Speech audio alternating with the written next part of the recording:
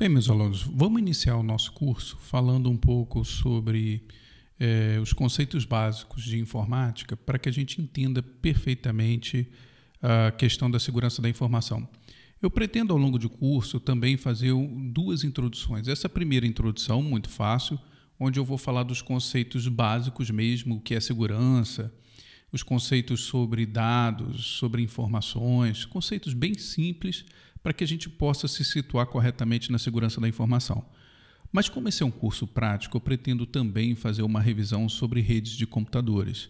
Então, no próximo vídeo, vocês verão um pouco sobre o conceito, uma revisão sobre os conceitos de redes. Tá ok? Então, vamos lá. A primeira coisa que surge muita confusão entre os nossos alunos, aliás, até entre profissionais de informática, é a diferença entre dados e informações. Embora sejam conceitos relacionados, dados e informações são conceitos diferentes. Dados, na verdade, representam os símbolos, né? Embora esses símbolos sejam reconhecíveis, como, por exemplo, interrogação, exclamação, 4R, são símbolos do nosso cotidiano, eles, do jeito que eles estão ordenados aqui, da forma que eles estão expostos para a gente, não fazem qualquer sentido. Por isso, eles não representam uma informação. Eles não transmitem nenhum valor de conhecimento. Já as informações, por si só, estão relacionadas a dados, são símbolos, né, que a gente vê do nosso cotidiano. Porém, eles têm uma característica importante, que é a semântica. Se a gente observar aqui, neste exemplo, né, está chovendo. Está chovendo por si só, né, é uma afirmativa que nos faz sentido no nosso cotidiano. A gente pode afirmar que está chovendo, né, e podemos até atribuir a essa afirmativa um valor falso, caso não esteja chovendo. De qualquer forma, toda essa disposição de dados faz algum sentido no nosso cotidiano. Existem, naturalmente, as fontes das informações, de onde elas vêm. De qualquer forma, independente das fontes, seja uma fonte de armazenamento ou uma fonte de transmissão de dados, essas fontes precisam ser cuidadas, elas precisam ser protegidas.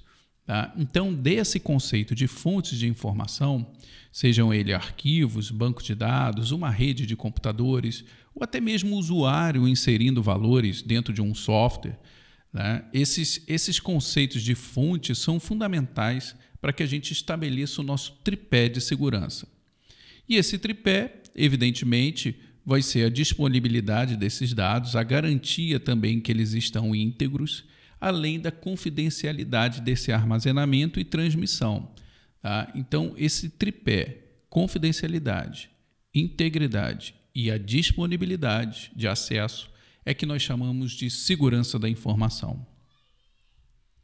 Existem algumas soluções para a segurança da informação, né? De qualquer forma, qualquer solução de segurança da informação vai passar por dois grandes grupos.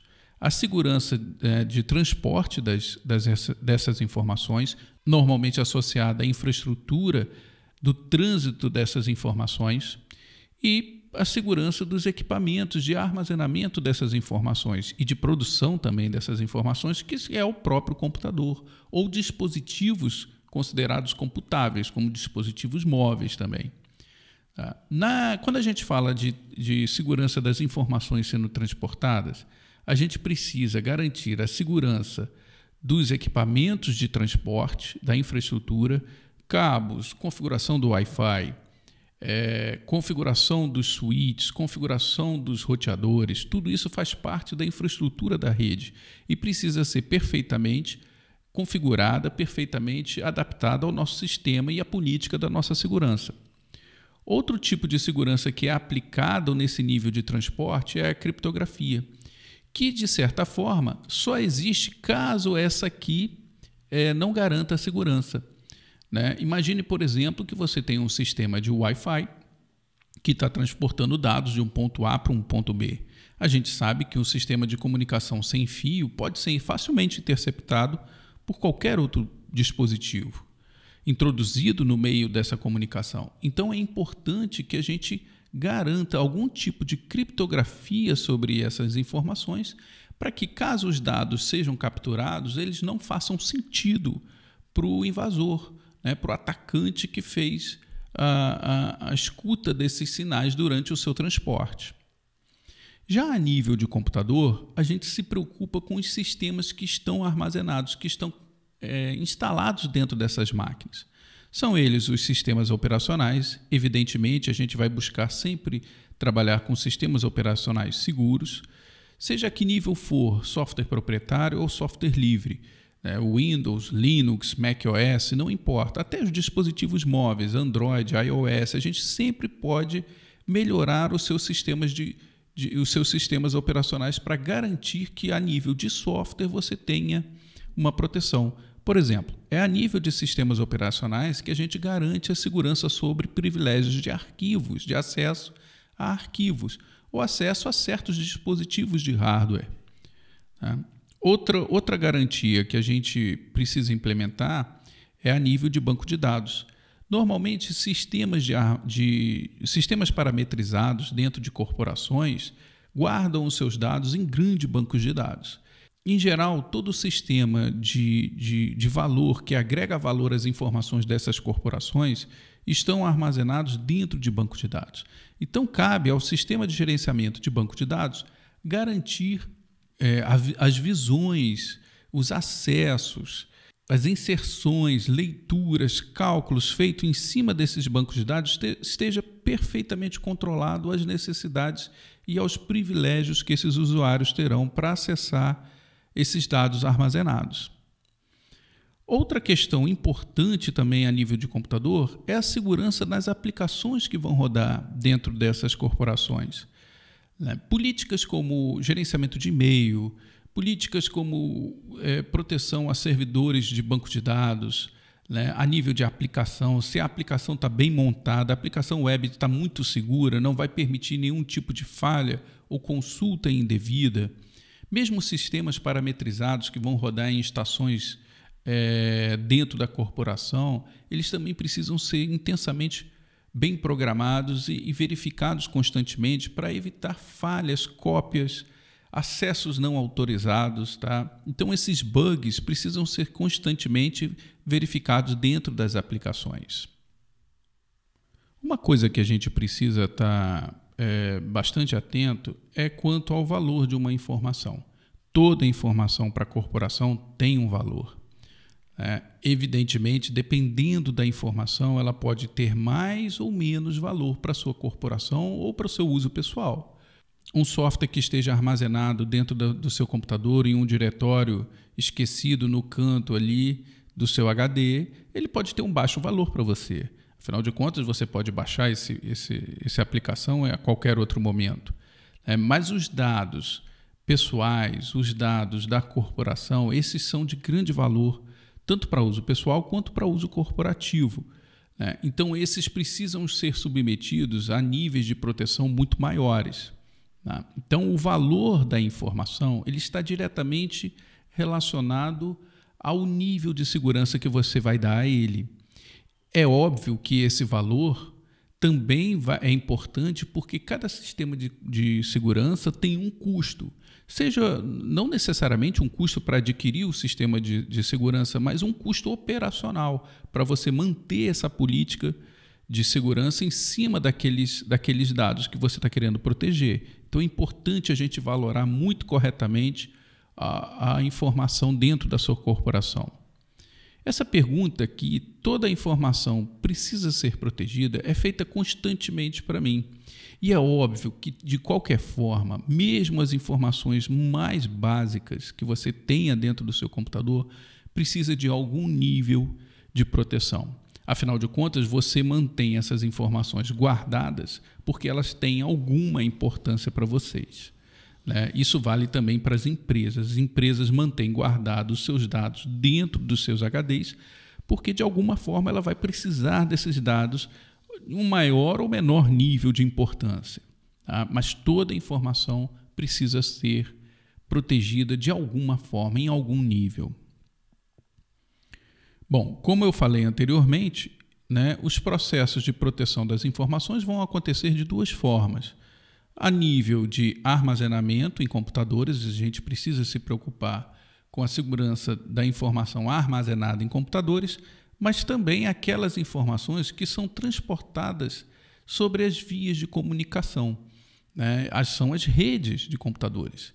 Evidentemente, é muito mais fácil você obter acesso às informações enquanto eles estão sendo transportados, porque os meios de comunicação, principalmente da internet, não são exatamente muito seguros.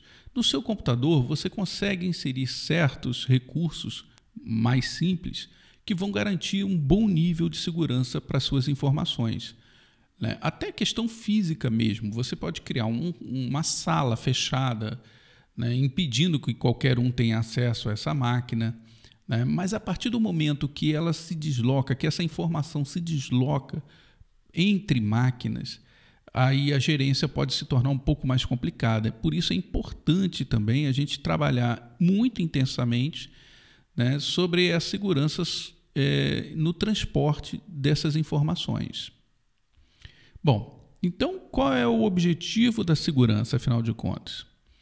Primeiro, é prover acesso, né? A gente precisa garantir dentro do sistema de segurança que as pessoas vão ter acesso aos dados assim que elas precisarem. Quando você consulta o saldo do seu banco ou precisa fazer uma transferência entre contas, é importante que você consiga fazer isso, sob risco, inclusive, de ter prejuízo financeiro se não fizer. Mas também é importante que a gente consiga proibir invasores de terem acessos indevidos a essas informações. Então, ao mesmo tempo que você precisa garantir o acesso às pessoas autorizadas, você precisa criar dispositivos que proíbam o acesso às pessoas não autorizadas. Além disso, você precisa controlar e registrar esses acessos. Ora, mesmo os acessos bem-sucedidos, né, eles precisam ser monitorados. Vamos supor que você faça uma ação que a princípio parece legítima, mas que mais tarde você descubra que não está correta, né? Ou que você tinha privilégios de acesso a um determinado arquivo, mas por acidente você danificou aquele arquivo, mesmo tendo privilégios sobre ele. É importante que você consiga ter uma forma de retornar, seja através de backups, seja através de registros de quem fez, o local em que foi feito, a hora em que tudo foi realizado. É muito importante, então, você controlar e registrar todos esses acessos, até para garantir, caso haja uma invasão no seu sistema, né, você tem informações para futuras implementações de segurança, né? Pois, através desses registros de acesso, a gente pode verificar, por exemplo, qual foi o hacker que invadiu, em que momento que ele invadiu, né? Então, é muito importante a gente garantir também esses registros de acesso. Bom, finalmente, uma coisa que a gente precisa trabalhar bastante no nosso curso é o conceito de intrusão, né? Todo sistema ele é vulnerável a algum tipo de invasão, né? Então, a gente precisa, inicialmente, retirar as vulnerabilidades do nosso sistema. É óbvio que você não vai conseguir corrigir o seu sistema todo, banco de dados, sistemas operacionais, rede de computadores e etc., aplicações. Você não vai conseguir garantir 100% de segurança e transformar o sistema absolutamente inviolável. Isso é impossível, né? Mas é importante que a gente minimize as questões das vulnerabilidades, até para poder assumir certos riscos. O problema da vulnerabilidade é que são falhas do seu sistema que você desconhece. Portanto, o seu sistema ele pode ser atacado sem que você saiba que isso ocorra. Já quando você assume riscos, você transforma a vulnerabilidade que antes era desconhecida por você, né, em risco, ou seja, a falha continua existindo, porém você conhece essa falha e sabe os impactos que ela pode causar. Então, você está assumindo o risco de deixar essa falha dentro do seu sistema. Evidentemente, você, com assumir um determinado risco, pode não ser o ideal, mas pode ser inevitável. Por exemplo, você não vai gastar milhões para proteger dados que não tenham valor para ou que tenham um pequeno valor para a sua empresa, né? Então, você vai assumir o risco que esses dados, menos valiosos possam ser acessados em caso extremo, né, de exploração de uma falha sobre o seu sistema. Caso isso ocorra, você tem outros dispositivos mais baratos para recorrer, para acionar a justiça, né, em questões de invasão. Você assumiu um pequeno risco aí em certos pontos do seu sistema, simplesmente para garantir o custo, né, a possibilidade de implementar aquele sistema sem elevar demais o custo, além da possibilidade da sua corporação. É importante também que a gente entenda como um hacker invasor ele se comporta. Em geral, todo tipo de ataque causado por invasores, né, porque existem também falhas de segurança que não são ataques necessariamente. Eles podem ser provocados por um uso incorreto do sistema de forma involuntária. Um usuário que não sabia o que estava fazendo simplesmente foi lá e apagou um arquivo. Isso é uma falha de segurança por falta de treinamento. Mas caso haja um agente invasor, um hacker tentando invadir o seu sistema, em geral ele se comporta da seguinte forma. Primeiro, ele faz uma análise de vulnerabilidade do seu sistema, ou seja, ele busca dentro do seu sistema a possibilidade de encontrar versões de software desatualizadas ou mal configuradas. Ele está em busca de alguma característica do seu sistema que garanta essa vulnerabilidade que você não percebeu. Em seguida, baseado nessa vulnerabilidade, ele vai preparar um kit de ferramentas. Em geral, essas ferramentas estão associadas também a comportamentos sociais. São e-mails que são entregues aos usuários, equipamentos. Às vezes o cara entrega um pendrive para um funcionário que está mal intencionado, né? Então ele vai preparar um conjunto de ferramentas, seja ele com a associação de humanos ou não, para poder ter acesso aos seus dados. Finalmente, ele vai fazer a ameaça, que seria a tentativa de explorar essas falhas. Caso ele consiga explorar essas falhas, ele vai realizar o que nós chamamos de ataque, que seria, finalmente, ele furtar, ele ter acesso, burlar essa sua barreira de proteção, né, que você implementou no seu sistema de segurança. Caso ele tenha sucesso, nós chamamos isso de um ataque. Finalmente, uma vez que ele teve ataque, ele pode realizar a invasão, ou seja, obter aquelas informações de forma clara para ele. Então, uma invasão propriamente dita é a cópia ou, no caso, a indisponibilização do seu serviço também é um tipo de ataque. Uma invasão, né, muito comum é você atacar o servidor até que ele não possa prover serviço, é o que nós chamamos de negação de serviço, e a partir daí explorar as falhas do sistema para obter os dados que nele estão armazenados. Tá? Então é isso que nós chamamos de invasão ou penetração ao seu sistema. Tá? Então, uma vez que agora a gente tem esses conceitos bem definidos na nossa cabeça, vamos ver agora os conceitos sobre rede de computadores. Lembrando que esse curso ele está bem fundamentado na parte de transmissão de dados. A parte de armazenamento, por questões de infraestrutura, né, nós não vamos nos aprofundar muito nela. Embora eu vá falar um pouco sobre segurança em servidores, né, mas o nosso foco principal vai ser realmente a transmissão dos dados, a segurança sobre a transmissão dos dados. Ok? Vamos para o próximo vídeo ver como funcionam os conceitos básicos de rede.